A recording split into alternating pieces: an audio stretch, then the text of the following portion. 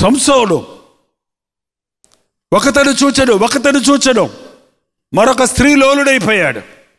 చాలామంది యవనస్తులు ఇవాళ స్త్రీలకు బానిసలు అయిపోతున్నారు. అక్కడక్కడ వింటుంటాను, నేను చెప్తూ వేదన పడుతుంటారు. మా అబ్బాయి, యవనస్తుడైన మా అబ్బాయి 2 పిల్లల తల్లిని తీసుకొని వెళ్ళిపోయాడండి. యవనస్తుడైన అబ్బాయి 2 పిల్లల తల్లిని తీసుకొని ఈమెనే నేను పెళ్లి చేసుకుంటాను, ఏమతో ఉంటాను అంటున్నాడండి. ఏం బుద్ధి అండి? ఎంత హీనమైన స్థితికి దిగజారుతున్నారు. వరస వాయులు తప్పి ఎంత నీచంగా ఈ రోజున యవనస్తులు ప్రవర్తిస్తూ ఉన్నారు.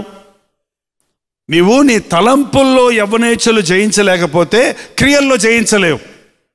ప్రతి పాపము తలంపులో పుట్టుద్ది ఫస్ట్. అందుకే ప్రభు అన్నాడు, వ్యభిచారము చేయవద్దన్న మాట మీరు విన్నారు కదా. నేను నీతో చెప్పినదేమనగా, ఒక స్త్రీని మోహపు చూపుతో చూచు ప్రతివాడు అప్పుడే తన హృదయంలో వ్యభిచారం చేస్తున్నాడు. యవ్వనేచ్ఛలు కిండిల్ అవటానికి, అవి రగులుకోవడానికి మూలమైన కారణం నువ్వు చూసే బొమ్మలు, నువ్వు చూసే పిక్చర్సు, నువ్వు వినేటువంటి మాటలు, నీకున్న సహవాసం, అది నిన్ను బలహీనపరుస్తుంది. సెల్ ఫోన్లో ఈ రోజున పచ్చి బూతులు తెచ్చుకుంటారండి మనుషులు.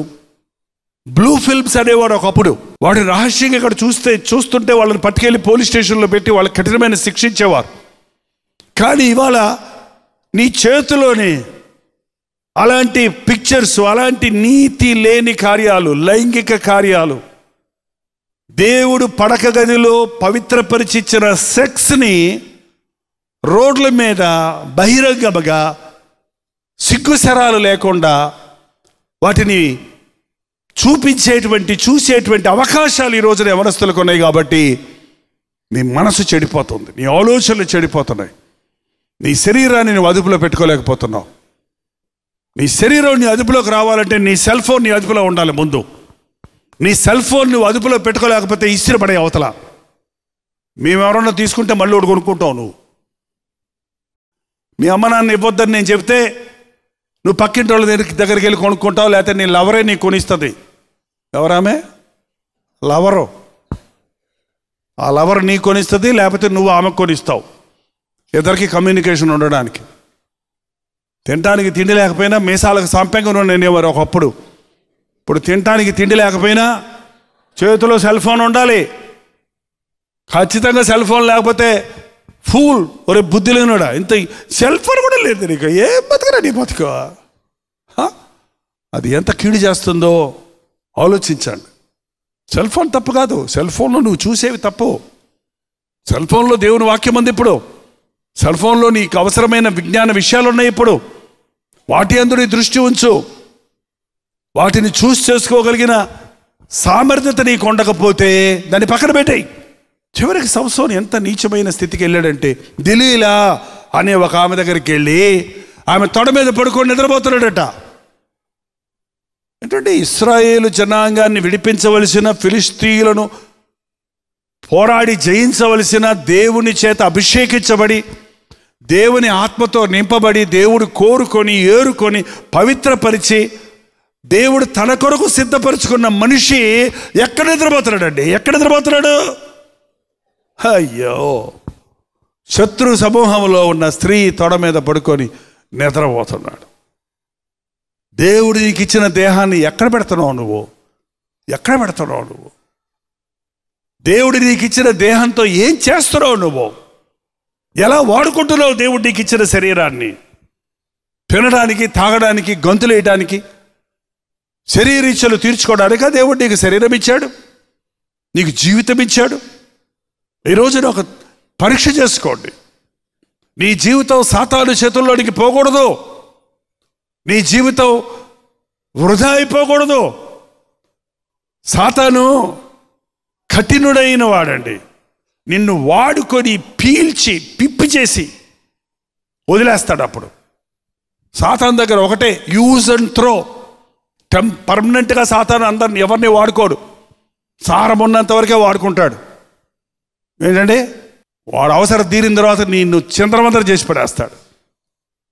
ఈరోజున ఎంతోమంది యవనస్తులు నెత్తికొట్టుకొని ఏడుస్తున్నారు. రోగాల పాలైపోయి, మానసికమైన ఆందోళనతో కృంగిపోయి, డిప్రెషన్లోనికి వెళ్ళిపోయి నా బ్రతుకు వ్యర్థం, నా బ్రతుకు పాడైపోయింది, నేను అందరికీ ఆటంకమైపోయాను, నా బ్రతుకులో నేనేమి సాధించలేకపోయాను అని ఇష్టం వచ్చినట్టు తిరిగిన తర్వాత సాతాను చేతుల్లో వాడబడిన తర్వాత విసిరివేయబడుతున్నారు. అటువంటి స్థితికే ఇంచుమించు సంవత్సరం జీవితం వెళ్ళిపోయిందండి. నీ దేహం దేవుని ఆలయం, నీ దేహం దేవుని మందిరం. అంతేకాదు, మీరు మీ సొత్తు కాదు, మీరు విలువ పెట్టి కొనబడిన వారు. దేవుడు మనల్ని చేసుకున్నాడు, మళ్ళీ తన రక్తం ఇచ్చి కొనుక్కున్నాడు. ఒక అబ్బాయి ఒక ఎర్ర రేగుతోటి ఒక చిన్న పడవ చేసి దాని మీద పేరు రాసుకొని దానికి చక్కగా రగ్గులేసి ఓ నా పడవ, ఓ నా పడవ అని కాళ్ళలో తీసుకెళ్ళి వదిలేసాడట. అది ఇలా ఇలా వెళ్తుంటే చూసుకొని ఆహా ఎంత చక్కగా వెళ్తుంది అని ఆనందిస్తుంటే ఓ పెద్ద వరుస నీటి దాటి వచ్చి అది నీళ్ళలో కొట్టుకుపోయింది. అది మళ్ళీ కనపడకుండా కొట్టుకుపోయింది. పాపం చాలాసేపు చూసి చూసి ఏడ్చుకుంటూ, ఓ నా పడవ, నేను ఎంతగా నిన్ను ప్రేమించాను, నేను చేసుకున్నాను, నువ్వు పోయావే, తప్పిపోయావే అని ఆ పడవని గురించే ఆలోచిస్తూ ఉండేవాడట. ఒకరోజు సంతలో పాత సామాన్లు అమ్మే కొట్టులో ఆ సామాన్లన్నీ అక్కడ పెట్టి అమ్ముతున్న కొట్టులో ఇతను పడవ కనపడింది. గబగబా పరిగెత్తుకుంటూ వెళ్ళాడు. తన పేరు చూసుకున్నాడు, తందే, తను చేసిందే, ఓ నా పడవ అని సంతోషంతో గుడ్డ కత్తుకొని వచ్చేస్తుంటే కొట్టేసి మన అబ్బాయి, ఏయ్ ఆగు, ఎందుకండి అది పెట్టు, ఇది నాది, నేను చేసుకున్నా, నా పేరు రాసుకున్నా, చూడండి. అదంతా నాకు తెలియదయ్యా, అది ఎవరో నాకు అమ్మారు, దాని ఖరీదు ఇంత, నీకు కావాలంటే ఆ 200 రూపాయలు ఇచ్చి తీసుకపో. ఇదేంటయ్యా, నేను చేసుకున్న పడవలు నేను కొనుక్కోమంటావు? అంతే, అది అమ్ముడిపోయింది, తప్పిపోయింది, మరొకడికి దొరికింది. అది కావాలంటే దాని రుసుము చెల్లించమంటే పాపం అతని దగ్గర 200 రూపాయలు లేక ఏంటండి చేతికొన్నవి చొక్కా లాగు మొత్తం ఇచ్చేసి ఆ పడవను తీసుకొని, ఓ నా పడవ, నేను చేసుకున్న పడవ, నేను కొడుక్కున్న పడవ, నా పడవ అని ఆనందించాడంట. యేసు ప్రభు అదే చేశాడు మన కొరకు. మనల్ని సృష్టించాడు తల్లి గర్భములో. మనం సాతానుకు బానిసలమైపోయినప్పుడు, పాపానికి అమ్ముడిపోయినప్పుడు, సాతాను మనల్ని వాడుకుంటూ విడవక పంతకాలలో ఉన్నప్పుడు ప్రభు మనల్ని విడిపించడానికి వెలబెట్టి కొన్నాడు. 200 కాదు, వెండి బంగారాలు కాదు, వెండి బంగారముల వంటి క్షయమైన వస్తువుల వల్ల కాదు, కానీ నిర్దోషము నిష్కలంకమైన గొర్రె పిల్ల యొక్క రక్తము ద్వారా మీరు విమోచించబడితేరని ఎరుగరా? నువ్వు 2 సార్లు దేవుని సొత్తు. మీ దేహము దేవుని ఆలయమైనది కనుక మీ దేహముతో దేవునిని మహిమపరచండి. దేవుడిని మహిమపరచవలసిన సంసోను దెలీలా దగ్గరికి వెళ్ళి బానిస అయిపోయాడండి. పాపానికి బానిసగా నీవు ఉంటూ క్షమించు ప్రభువా అంటూ మళ్ళీ చేసిందే చేస్తూ ఉంటే నీవు మరలా పశ్చాత్తాపడ్డా, మరలా నీవు ఆశించినా కూడా నీకు ఏ విధమైన ప్రయోజనం లేని స్థితి కలుగుతుంది. ప్రభు నీలో నివసిస్తున్నాడా? ప్రభు నిన్ను విడిచిపెట్టాడా? తెలియలేదట అతనికి. చాలామందికి తెలియటం లేదు. నేను దేవుని ఆత్మను పోగొట్టుకున్నాను, నా రక్షణ ఆనందాన్ని పోగొట్టుకున్నాను, నా పరిశుద్ధతను పోగొట్టుకున్నాను, నా మనస్సాక్షిని కల్మషపరుచుకున్నాను అనే సంగతి ఈనాటి క్రైస్తవులు గుర్తించలేకపోతున్నారు. ఎక్కడ నీ నిజస్థితి తెలుస్తుందంటే ఆయన వాక్యం వింటున్నప్పుడు, ఆయన సన్నిధిలో మోకరించి ప్రార్థిస్తున్నప్పుడు నీ ఆధ్యాత్మిక స్థితి ఎలాగుంది, నీవు దేవుని ముందు ఎలా నిలబడి ఉన్నావు అన్నది నువ్వు గ్రహించుకోగలుగుతావు. అందుకే ఉపవాస ప్రార్థనలు, అందుకే దేవుని మందిరానికి వెళ్ళి ఆయన వాక్యాన్ని వినటం, ఆరాధించటం, ఆయన సన్నిధిలో మనల్ని మనం రీఛార్జ్ చేసుకోవడానికి, నూతనపరుచుకోవడానికి, బలపరుచుకోవడానికి. యవ్వనస్తులైన మీరు దయచేసి సమయమంతా అవ్వకముందే, పరిశుద్ధాత్ముడు మిమ్మల్ని విడిచి మరల మీకు అవకాశము కలుగని స్థితి రాకముందే మీరు పశ్చాత్తాపడాలి. నీ శరీరంలో ఉన్న ప్రతిదీ దేవుడు నీకు ఇచ్చింది. అమ్మ నాన్న కన్నారంటారేమో. అమ్మ నాన్న మనకు శరీరాన్ని ఇచ్చారు, ఆకృతిని ఇచ్చారు. కానీ మనల్ని జీవింపచేసేవాడు, మనలో ఉన్నటువంటి ఆత్మను అనుగ్రహించిన వాడు, మనకు ప్రాణం పోసిన వాడు, మనం రోజు రోజు రోజు రోజు తల్లి గర్భములో ఉన్నప్పుడు ఒక బిడ్డ ఎలా ఎదిగిందో ఎవరికి తెలియదు, కానీ ఒక చక్కటి ఆకృతితో ఒక బిడ్డ సిద్ధమై ప్రసవించిన తర్వాత ఆ బిడ్డ అనుదినము పెరిగి పెరిగి పెరిగి ఒక యవ్వన కాలంలోనికి, ఒక పరిపూర్ణమైనటువంటి సారూప్యంలోనికి వచ్చేటట్టు చేసింది నేను సృష్టించిన సృష్టికర్త. ఇది ఎప్పుడు మర్చిపోకూడదు. యవ్వనస్తులు, నేను నా శరీరము దేవునిచ్చింది అన్న విషయాన్ని మనసులో పెట్టాలి. దేవుడు మనలో నివసిస్తాడు, పరిశుద్ధాత్ముడికి మనం ఆలయంగా ఉండాలి అని దేవుడు కోరుకున్నాడు. మనుషుడికి ఎన్ని అవసరతలున్నా, ఎన్ని విషయాలున్నా, దేవుని యొక్క ఆత్మకార్యం తన హృదయంలో లేకపోతే సంతృష్టి ఉండదు. ప్రభువు మన హృదయంలో లేనప్పుడు అసంపూర్తి. అందుకే ఇవాళ యవ్వనస్తులు ఒక విధమైన యావ, ఒక విధమైన ధ్యాస, ఒక విధమైన ఆతృత, ఒక విధమైన కోరిక, వాంఛ, అది తీర్చుకోవడానికి ప్రయత్నించి ప్రయత్నించి ప్రయత్నించి ఎన్నిసార్లు ఎంత చేసినా దాంట్లో తృప్తి లేదు. ఎంతమంది యవ్వనస్తులు ఈ రోజున డ్రగ్ ఎడిక్ట్స్ అయిపోతున్నారు, మద్యానికి దాసులు అయిపోతున్నారు, గురి లేకుండా రోడ్ల మీద తిరుగుతూ ఉన్నారు. నువ్వు యేసు ప్రభు బిడ్డవైతే నీ శరీరాన్ని సాతాను ముట్టకముందే, సాతాను ఎంగిలి చేయకముందే, సాతాను వాడుకొని వదిలేసింది కాదండి దేవుడికి కావాల్సింది. నీ బాల్య దినములందే నీ సృష్టికర్తను జ్ఞాపకం చేసుకోవాలి. పాపంలో పడిలేచి ప్రభువుని నమ్ముకుంటే గొప్ప సాక్ష్యం అనుకుంటున్నారు చాలామంది, కానీ పాపంలో పడకముందే నీ దేహాన్ని చెరుపుదాన్ని తీసివేయాలి. నీవు శోధనకు, వేదనకు లొంగుతున్నటువంటి కార్యాల నుండి విడిపించబడినట్లుగా నువ్వు ప్రార్థించాలి. అంత బలవంతుడైన సంసోను కళ్ళు పీకేశారు. ముందాళ్ళు ఏం చేశారు? శత్రువులు కళ్ళు పీకేశారు. ఇక ఆలోచన చేయండి, కళ్ళు పీకేస్తే, నీ కళ్ళు లేకపోతే అసలు నీకే ఎలా ఉంటుంది నీ బ్రతుకు? ఒకసారి ఊహించి చూడు. నీ బ్రతుకు అయోమయం, నువ్వు ఎటు పోతున్నావో తెలియదు, నువ్వేం చేస్తున్నావో తెలియదు. ఆ కళ్ళతోటే వేషంలో చూశాడు, ఆ కళ్ళతోటే పాపాన్ని గ్రాప్ చేసుకున్నాడు, మనసులోకి లాక్కున్నాడు. ఇప్పుడు కళ్ళు పీకేశారు, ఇప్పుడు కళ్ళే పోయినాయి. ఇప్పుడు ఇంకెవరిని చూస్తారు? ఇప్పుడు వేశారు, ఒకతను చూచారు అంటానికి ఉందా? జాగ్రత్త. నీ బలం ఊడికిపోకముందే, నీ శరీరం పాడైపోకముందే, నీ ఆరోగ్యం నాశనమైపోకముందే, నీ అవకాశాలు పోకముందే ప్రభు పాదాల మీద పడటం నేర్చుకోవాలి. తుచ్చమైన ఇచ్చలకు చోటిచ్చి యవన కాలంలో శరీరాన్ని సంతోషం అనుకొని, సరదా అనుకొని పాపానికి చోటిచ్చి నష్టపోయిన వారు, పాడు చేసుకున్న వారు ఎంతోమంది ఉన్నారు. వ్యభిచారానికి, చారత్వానికి చోటిచ్చిన మనిషి స్థిరంగా ఉండలేడండి. యాకోబు అన్నాడు రూబేన్తో, రూబేను, నీవు నీ తండ్రి మంచమును అపవిత్రపరిచావు, నీవు నీళ్ల వలె చంచలుడు అయి ఉంటావు. చంచలుడుగా ఉంటారంట వ్యభిచారం చేసిన వాళ్ళు. చంచలుడు అంటే ఒక మనసు ఉండదు, కాసేపు ఒకలాగా ఉంటారు, కాసేపు ఒక మాట మీద నిలబడలేరు, ఒక తీర్మానం చేయలేరు. ఒక భయం, ఒక భీతి, ఒక అలజడి, ఒక కంగారు, ఒక అస్థిరత వారి బ్రతుకుల్లో వర్ధిల్లలేరు. జాగ్రత్త. వివాహానికి ముందే నీ పరిశుద్ధతను పోగొట్టుకోవద్దు, నీ అపవిత్రమైన కార్యాలను విడిచిపెట్టు.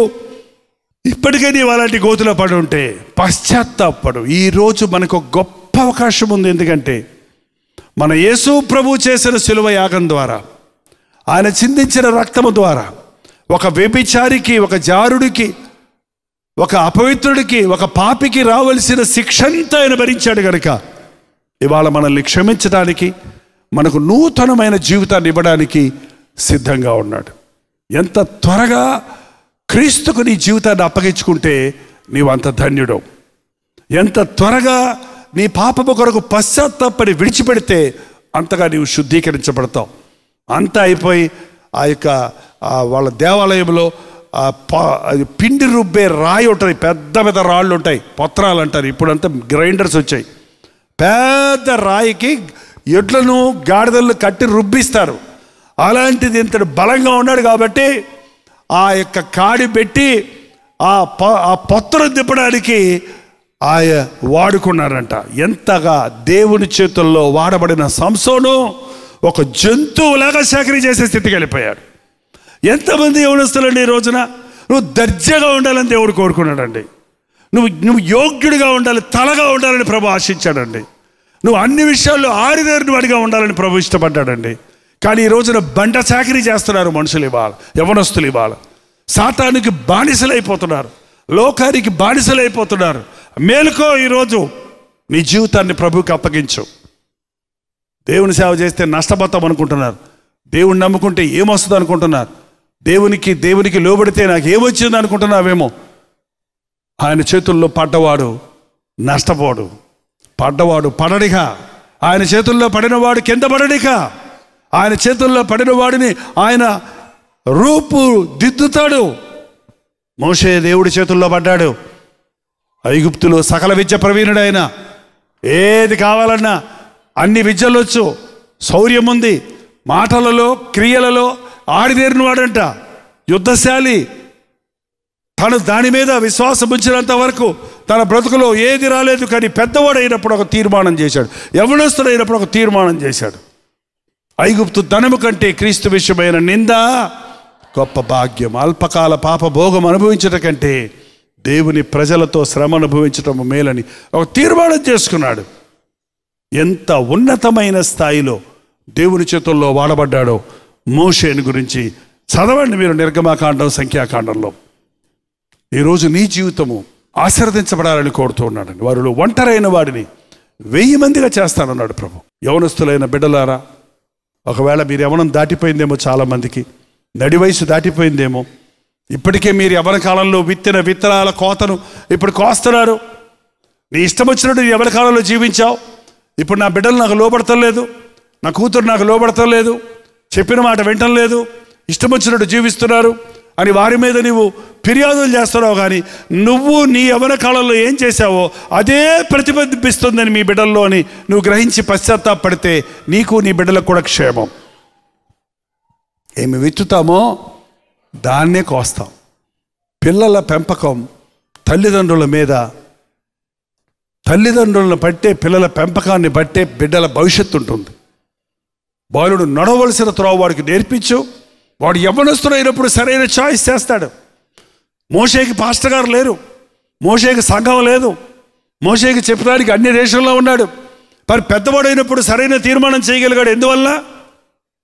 తన తల్లి విశ్వాసమును బట్టి పెంచింది, విశ్వాసాన్ని నేర్పించింది, విశ్వాసముతో అతను పెంచి పెద్ద చేసేది. కాబట్టి ఆ తల్లి బోధ తను యుక్త వయసులోకి వచ్చినప్పుడు సత్యమైన జీవితానికి ముందుకు వెళ్ళాడు. ఈరోజు మరొక వచనం చూసుకొని ప్రార్థన చేద్దాం. సామెతల గ్రంథం 5వ అధ్యాయం 11వ వచనం. తుదకు నీ మాంసమును నీ శరీరమును క్షీణించినప్పుడు అయ్యో ఉపదేశము నేనెట్లు త్రోసివేసి తిని, నా హృదయపు గద్దింపునెట్లు తృణీకరించి తిని, నా బోధకుల మాట నేను వినకపోతిని, నా ఉపదేశకులకు నేను చెవియొగ్గలేదు, నేను సమాజ సంఘముల మధ్య నుండి ప్రతి విధమైన దౌష్ట్యమునకు లోబడుటకు కొంచెమే ఎడమాయనని చెప్పుకొనుచు మూలుగుచూ ఉందువో.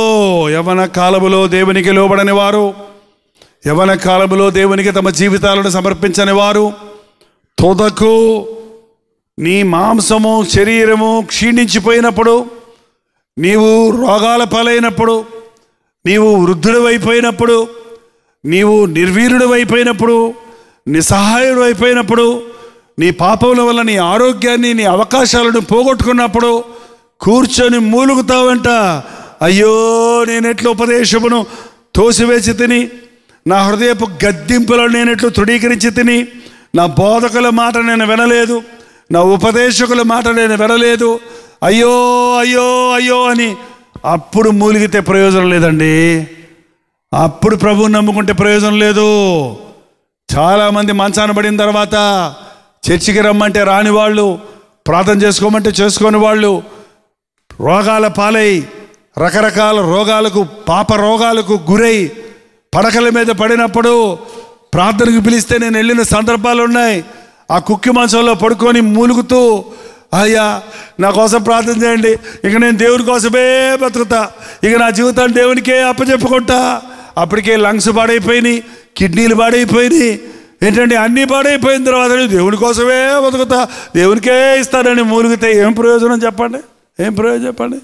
దుర్దినములు రాకముందే, వీటి యందు సంతోషము లేదని చెప్పుదనములు రాకముందే నీ సృష్టికర్తను జ్ఞాపకం చేసుకో, నీ జీవితాన్ని ఆయనకి అప్పగించు. అది శ్రేష్టమైన సంగతి. తల్లిదండ్రులుగా మీ బిడ్డల కొరకు వాళ్ళు చదువుకోవాలి, మంచి పెళ్ళిళ్ళు అవ్వాలి, మంచి వివాహాలు అవ్వాలి, మంచి భవిష్యత్తు ఉండాలి అని ప్రార్థిస్తున్నారేమో కానీ నా బిడ్డలు వారి శరీరాలను దేవాలయంగా మార్చుకోవాలి, నా బిడ్డలు దేవుని బిడ్డలుగా మారాలి, దేవుని ఆత్మకార్యాలు వారిలో జరగాలి, దేవుడు ఆశించిన స్థాయిలో నా బిడ్డలు దేవుని చేతిలో, బలవంతుడి చేతిలోని బాణం వలె వాడబడాలి అనే ఆశ తల్లిదండ్రులుగా మనకు ఉండాలండి. యవనస్తులైన వారు ఈ రోజున ఒక తీర్మానం చేయండి. యవనస్తులైన మీరు దయచేసి సమయమంతా అవ్వకముందే, పరిశుద్ధాత్ముడు మిమ్మల్ని విడిచి మరల మీకు అవకాశం కలుగని స్థితి రాకముందే మీరు పశ్చాత్తాపడాలి. లేచి నిలబడండి, నోరు తెరిచి ప్రభుతో ఒక మాట చెప్పండి. ఇప్పటికే నీవు ఫ్రోనోగ్రఫీకి బానిసవయ్యావా? దురభ్యాసాలకు బానిసవయ్యావా? అవిశ్వాసుల స్నేహంలో ఉండి బయటపడలేని వారిగా ఉన్నావా? లోక కార్యాల్లో చిక్కుకొని సమాధానం లేని వారిగా ఉన్నావా? ఎలాంటి స్థితిలో ఉన్నా ప్రభు నిన్ను సిద్ధంగా ఉన్నాడు క్షమించడానికి, నిన్ను నూతనపరచడానికి సిద్ధంగా ఉన్నాడు. యవనుడా, యవన సహోదరి, ఒక తీర్మానం చేయండి. నీ యవన కాలం దాటిపోయింది, ఇంకా నీ బ్రతుకు మారకపోతే ఇప్పుడైనా నీ నడి వయసులోనైనా ప్రభు వైపు చూడు. కుటుంబీకుడు అయ్యావు, భార్య బిడ్డలు వచ్చారు, బతుకు మారలేదే, జీవితం మారలేదే, నా జీవితంలో ఇంకా శోధనలు ఉన్నాయన్నవారు నోరు తెరిచి ప్రార్థన చేయండి. ప్రార్థన. పరిశుద్ధుడా, ప్రేమగల తండ్రి, ఒక్కసారి మమ్మల్ని చూడు నాయన. నీ చేత ప్రేమించబడిన యవనస్తులు చూడయ్యా, నీవు ఏర్పరచుకున్న యవనస్తులు చూడయ్యా, నీవు తల్లి గర్భములోని నియమించుకున్న నీ బిడ్డలు చూడు నాయన. నీ రక్తధారలను ప్రోక్షించు నాయన. మా శాపాన్ని కొట్టేసావు కనుక నీ రక్షణ భాగ్యం మాకు దయచేయి తండ్రి. నూతన బుద్ధి, నూతన హృదయము దయచేయి తండ్రి. ప్రతి ఒక్కరి మీద నీ కృపను కుమ్మరించు నాయన, పరిశుద్ధాత్మను కుమ్మరించు నాయన. ఇదిగో మా దేహము నాయన నీకు అప్పగించుకుంటున్నాము. మమ్మల్ని కడిగి శుద్ధి చేసి నీ ఆలయాలుగా మార్చుకో తండ్రి. మా అవయవాలను మా ఇష్టం వచ్చినట్టు వాడి నష్టపోయామయ్యా. నీ ఆత్మతో మమ్మను నూతన పరచము తండ్రి. దేవా, ఒక్కొక్క యవ్వనస్తుడిని కనికరించు నాయన. ఒక్కొక్క యవ్వనస్తుడి కొరకు నీవు కలిగి ఉన్న ప్రణాళికలు నెరవేర్చు నాయన. నాయన, సాతాను చేతుల్లో కాదు, నీ చేతుల్లో వాడబడే పాత్రలుగా మమ్మల్ని చేయి తండ్రి. నీ బిడ్డలుగా మమ్మల్ని చేయయ్యా. మాకిచ్చిన సంతానం ఎవరో నరకములో కట్టెల్లాగా మారకూడదయ్యా. మా కుమారులు కుమార్తెలు నీ రాజ్య వారసులు అవ్వాలయ్యా. ఇప్పటికే సాతాను వలయాల్లో చిక్కుకున్న వారిని విడుదల చేయి తండ్రి. నీ పాదాల దగ్గరికి పశ్చాత్తాపడి వస్తున్నాం. పోగొట్టుకున్నవన్నీ తిరిగి మాకు దయచేయి నాయన. మా ఆధిక్యతను, మా ఆరోగ్యాన్ని, మా ఆత్మీయతను మరల మాకు దయచేసి నీ సేవలో వాడుకో తండ్రి. ఈ అంచె దినాలలో ఎవరిని మింగుదునా అని గర్జించ సింహవలె తిరుగుతున్న అపవాది చేతుల్లో చిక్కుకోకుండా నీ బిడలను, యవన బిడలను ముఖ్యంగా కాపాడు తండ్రి. ప్రార్థనాత్మతో మమ్మల్ని నడిపించమని క్రీస్తు నామములో అడుగుచున్నాము తండ్రి. ఆమేన్, ఆమేన్, ఆమేన్.